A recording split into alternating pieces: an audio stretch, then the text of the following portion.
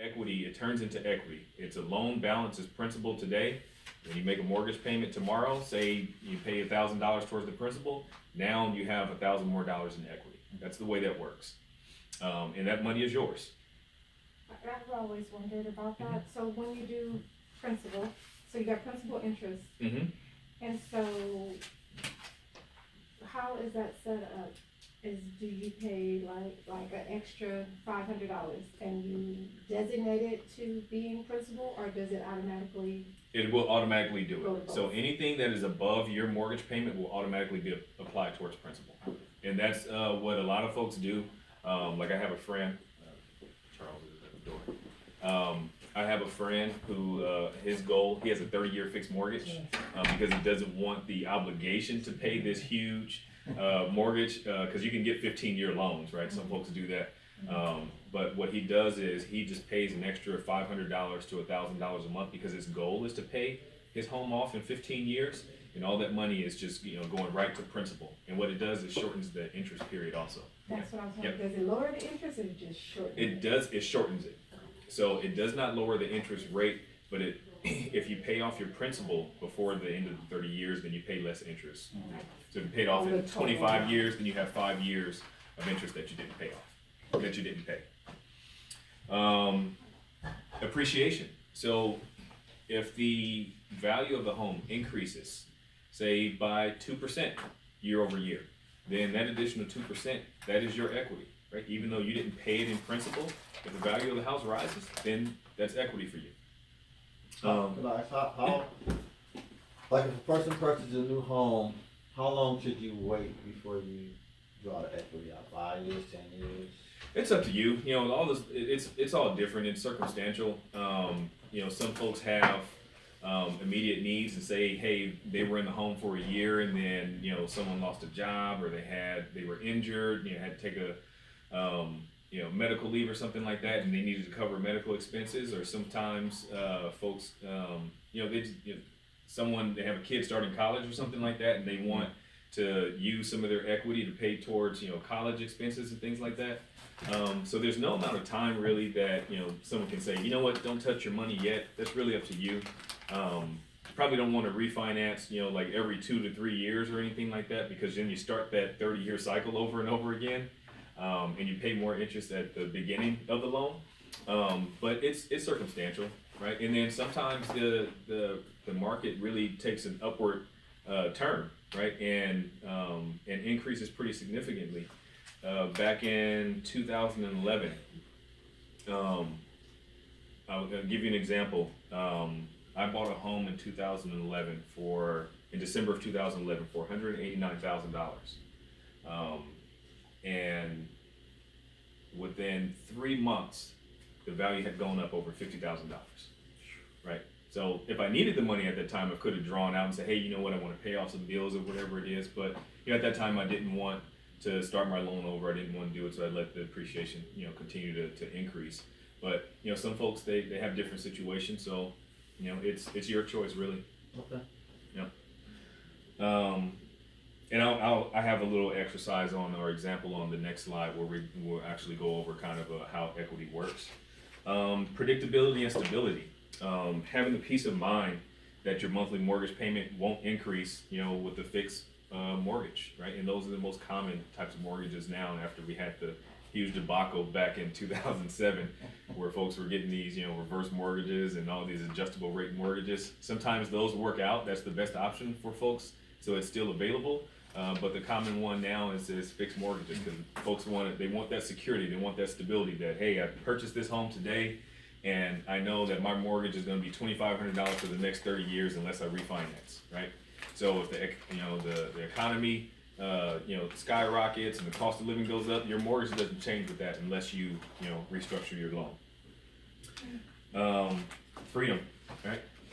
You're the boss when you own a home. You make your house your home.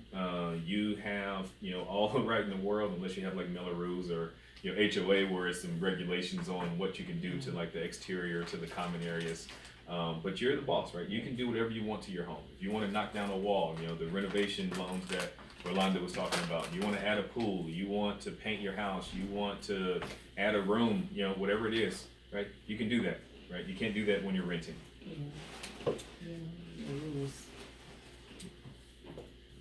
So the next slide here is, how does equity work? So I like to educate folks on really like the investment vehicle that owning the home, is. My degree is in finance, so of course that's where my mind kind of steers to. How can I get a return on investment? But a lot of folks really don't understand, how much of a great investment owning a home is. Right, you have a place to live, and it's also a great savings vehicle, investment vehicle. So equity is the difference between the value of your home and the loan balance. Right. So, the example here, if you have a home that's appraised for $500,000, and you have $425,000. Yeah, we're on that one right there. And you have a loan balance of $425,000, then you have $75,000 in equity. That money is yours. If you want to refinance and take that money out, you can take the money out up to a certain percentage, with the lender. Sometimes it's 90%, sometimes it's 95%. Or, if you sell the home, all that money is yours. According to Zillow, the median home value in Northern California right now is $544,900. So that's the median price, right? And that's pretty typical. Like Tracy, that's around average for like a average 4-bedroom home, about 2,000 square feet, right around $550,000. Bay Area, a lot higher. Right? Same home we're going for $700,000-800,000, if not $1 million. And then the further you get out into the valley, and a little bit more secluded, the property value comes down a bit, which is why folks are kind of moving out towards Merced and a little bit further out, things like that, because the property values are still a little bit lower. But the median price is just under $545,000. The home values have increased by over 6.5% over the past year, and expected to increase by 8.3% over the next upcoming year. So an example here, right, how that return on investment works. So if the current property value is $500,000, and it increased by 6.5% over a year, that means that last year the property was worth $467,500. That's an increase of $32,500 in 1 year. Right? But just living in the home, right? Paying yourself instead of paying a property owner. Your value increased $32,500. With the equity expected to increase by 8.3% over the upcoming year, that's an additional $41,500. Right? That's some pretty big, pocket change. Right? You don't get that, interest with your money sitting in a savings account at bank. Right? You get like 0.01%. Right? So you get like $1 for every $1,000 that's sitting in there. So it's a great investment vehicle, right? So is that good? Yeah. Well, if the home was purchased, last year for $467,500 and is valued at $541,500 in 2019, that's an increase of $74,000 in just 2 years, right? And then you back that into a percentage, that's a 15.8% return on the initial investment, right? You tell me out there what type of investment vehicles is going to give you almost a 16% return on investment in 2 years. Right? It's an incredible savings vehicle, right? And this is not money that, hey, I'm living here, I'm paying this mortgage, and then I also have to have these stocks and bonds going to get this investment, right? You're paying yourself. Every dollar that you pay is going towards either principal, or interest, or taxes, which are both tax deductible. The only thing that isn't tax deductible are the repairs that you make on the home, like the maintenance, if you're living in the home, or the mortgage insurance. But the rest of that stuff, it's going towards a beneficial point of your financial situation. And then the next upcoming slides. I'm sorry, does anyone have questions about the equity and how that works? All right. I love when folks don't have questions. That means that I went through it thoroughly enough.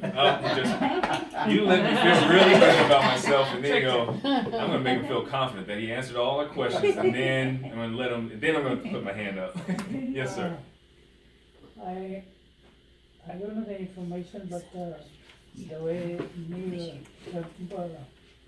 President Trump made for equity, that you cannot claim equity for a loan or something. Do you know what he meant? So there's a current bill that they're trying to pass to where you Or can't, whatever equity you have, if you borrow the money, yeah. and you cannot claim on your tax return. So if you refinance currently, that's not considered income because it's a loan.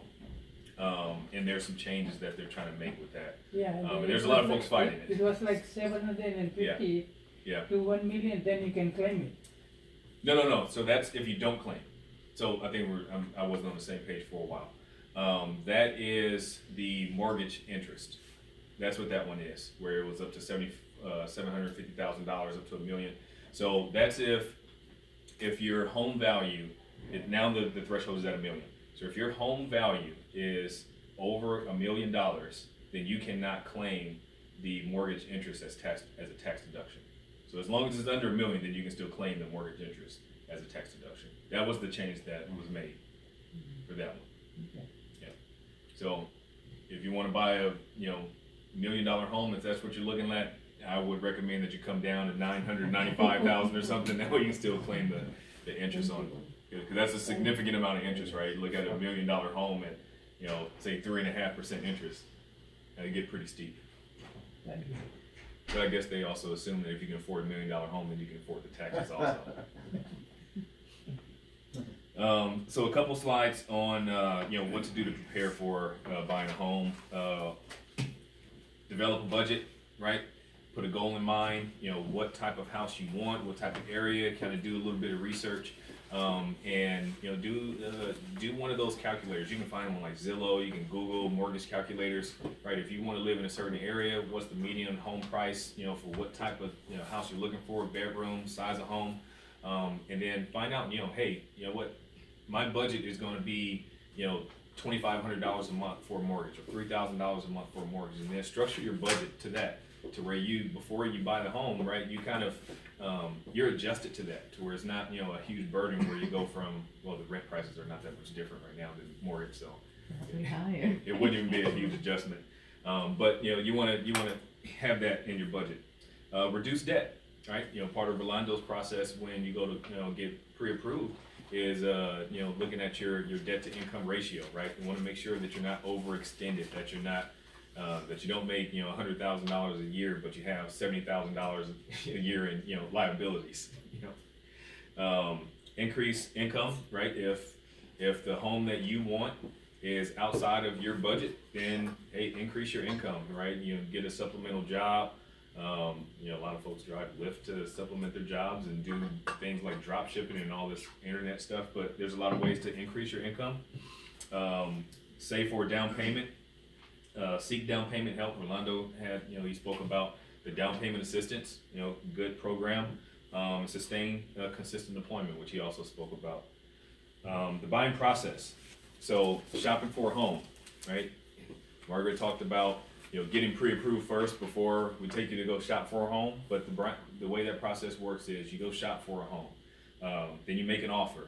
If that offer is accepted with or without negotiations, then we enter into what's called escrow, and that's where we bring in a third-party company called a title company, where they handle all of the money and the funds. It goes from them. No money is exchanging, the buyer or seller's hand, directly. It all goes through a third-party company, and if there's any disputes, then they get involved to kind of help out with those things. But we enter into escrow. You submit your deposit. Part of your offer is offering, hey, I'll deposit this much money.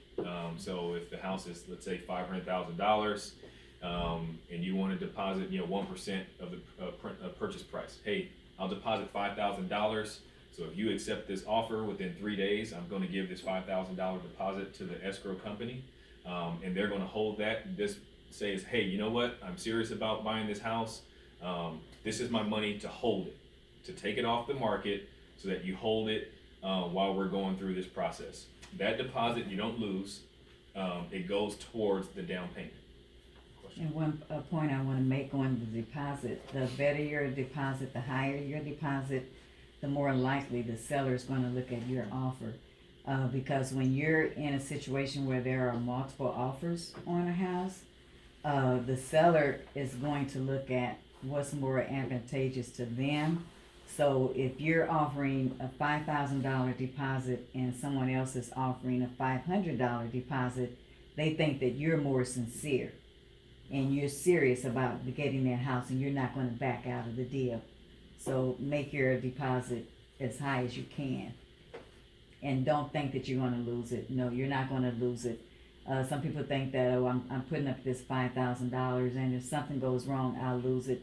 There are multiple opportunities that you have during the process of inspections, anything like that, that if the house is not up to par, maybe the seller doesn't want to do the repairs that you want, or anything like that, you have a right to cancel your contract without losing your deposit. Of course, we don't want to do that, but you won't lose your money. We make sure that we work for you. We have a fiduciary requirement to work for you as our client, and we're going to look out for you.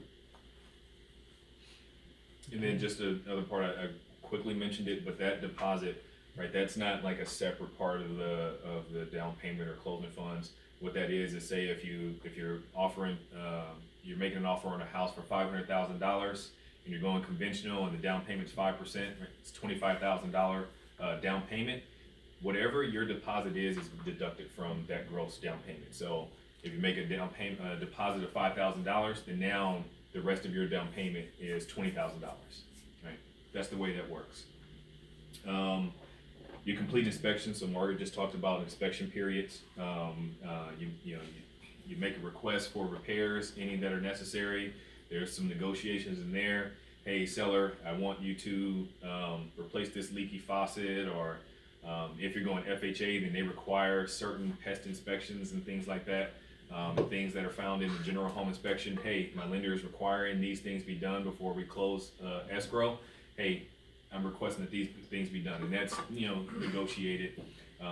Whether they say, hey, you know what, I'll do all the repairs because I want this to be an easy process, or hey, I don't want to do any of the repairs. I'll just give you some money, and then you can do the repairs yourself. Sometimes it's handled that way. Is that the gifting? No, that's not the great. gifting. No, that's the gifting is a part of, right, someone like that, like gifting you money to help you with your down payment or anything like that, or your closing funds. This is like a seller credit back, right? You requesting, let's say this, it's a conventional loan, so all of these inspections are not required, but you can have whatever inspections you want. You have a pest inspection done and find out that there's, I don't know, termites, right? Yeah. There's termite, there's like wood decay or fungus or whatever it is. And the pest inspector says, hey, you know what? These repairs are going to cost about $2,000. And you say, you know what? Hey, seller, can you complete these repairs? Here's the estimate from the pest inspector. These aren't required by the lender to close. This is just a request from you. The seller goes, no, you know what? I don't want to, but here, I just want to hurry up and get out of here. I don't want to wait for all that, but how about I give you $1,500 and, you pay the other $500, right? And then that's where it can kind of go back and forth. Subtracted out of the cost, where no actual money goes in? It can be, right? They can even say, you know what?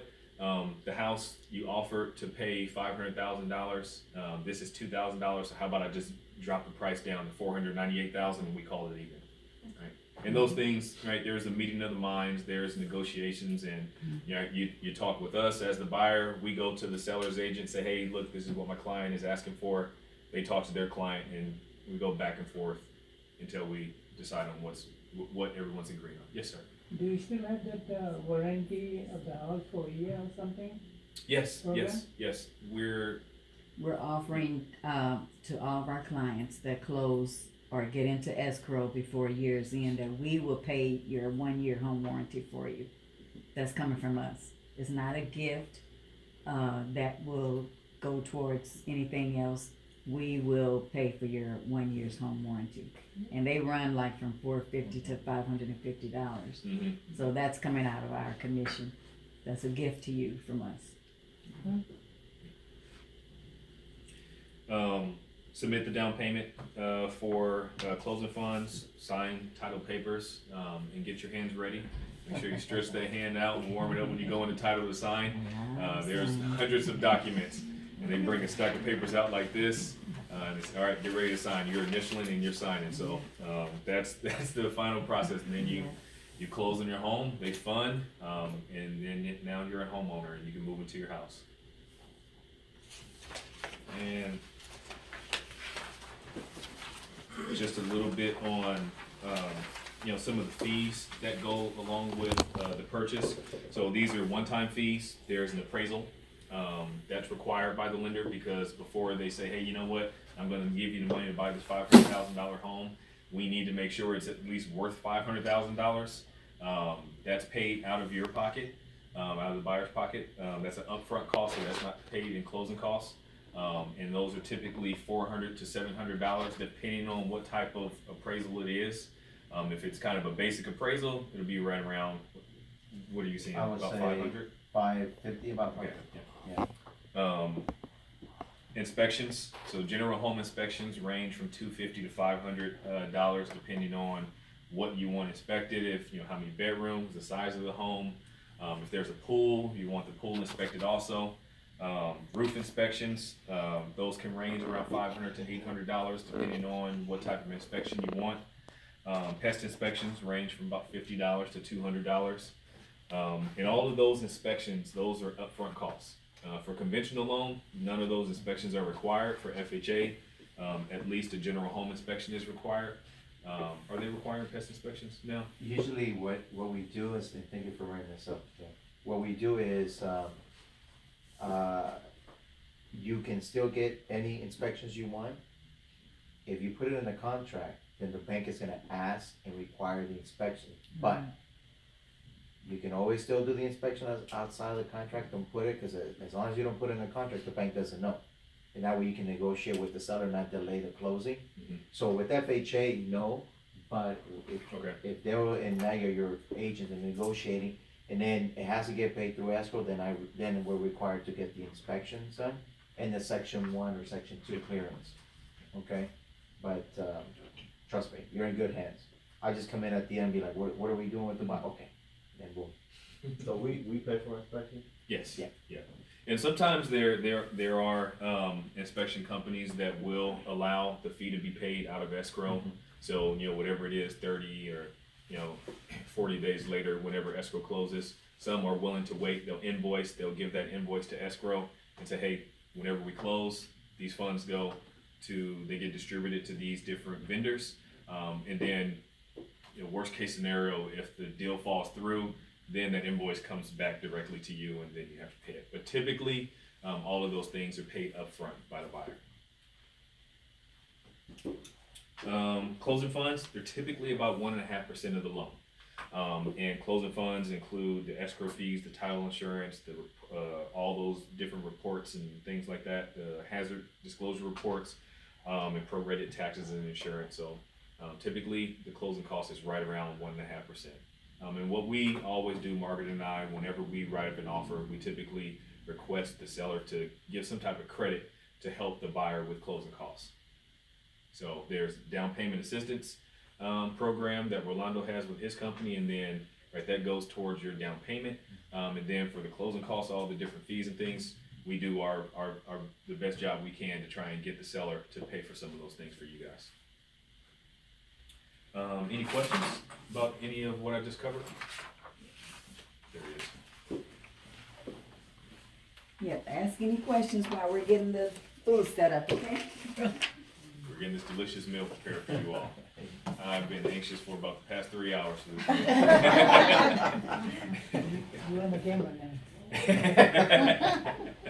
But this is my cousin. This is my mother's nephew, who he's a chef. So we like to keep things in the family, right? And make sure we're taking care of each other. But he's excellent chef. asking the chef. What is the typical, make sure I'm saying the right word. Uh-huh.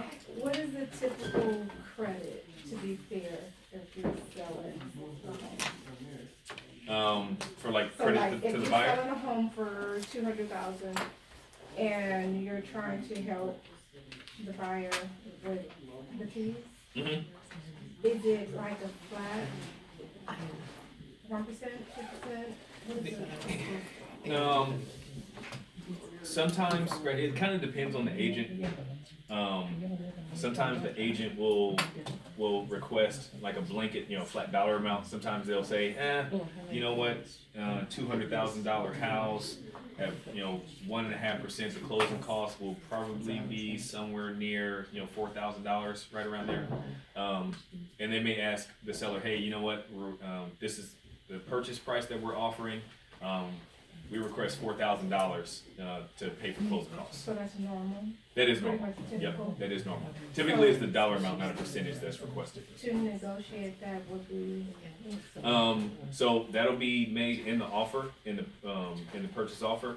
So when we write up the contract of all these different terms that, we're gonna offer this purchase price, we'd like to buy the house for this purchase price. but only if you. Yep, all that stuff is in the offer. It's about a 10-page document that we write, and it has all those different contractual terms in there.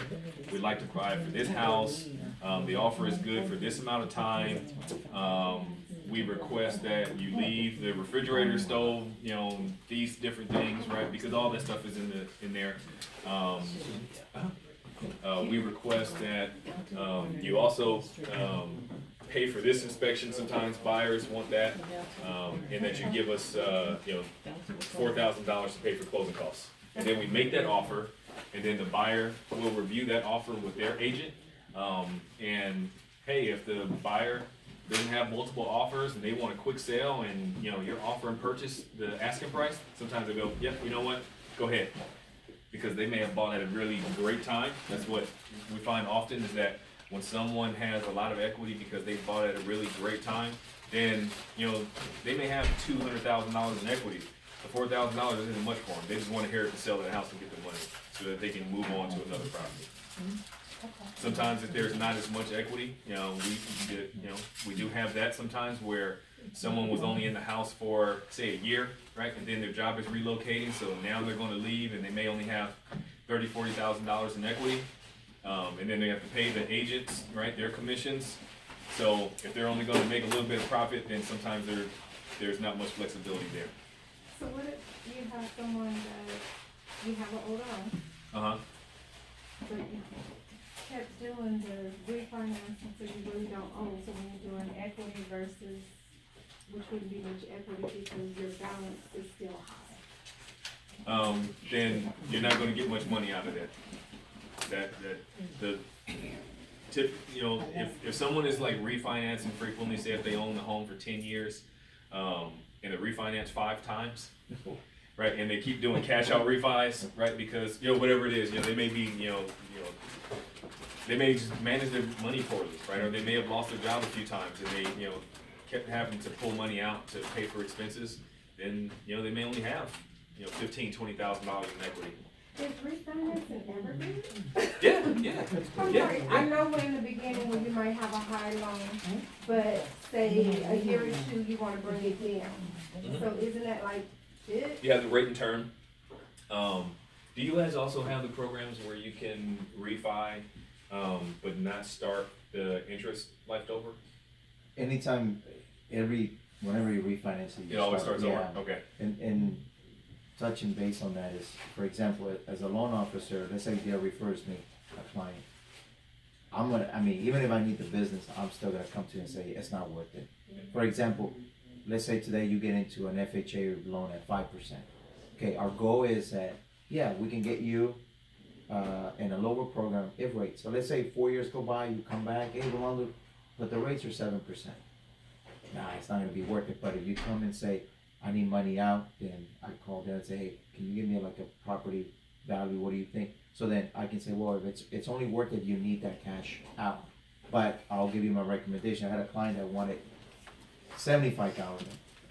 I mean, he could have, but then I was like, oh my God, You know, so I give you my recommendation, say, you know what, I don't recommend taking the whole 75, maybe half of it for now.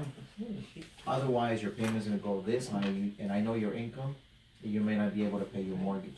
So a good loan officer will put their interest last. You know, cause at the end of the day, I don't want you calling me telling me I'm losing my house. We don't wanna do that, okay? Thank you. Did you have a question? Yeah, I have a question. So it's for Rhonda. Okay. So, I was asking, if, suppose a person have a house and then they don't have a job. Okay. So can they refinance? Unless it's, let's say it's, medical leave and you're getting income, that can be documented. Or any type of income that as long as, if you're not working, but you can document income, you have a possibility of refinancing, yes. But if there's no way to document the income, then no, you can't refinance. And before I forget, on the flyer that I gave you, there's a website that says www.rwloans.com. You can go in there and we have a mortgage calculator there.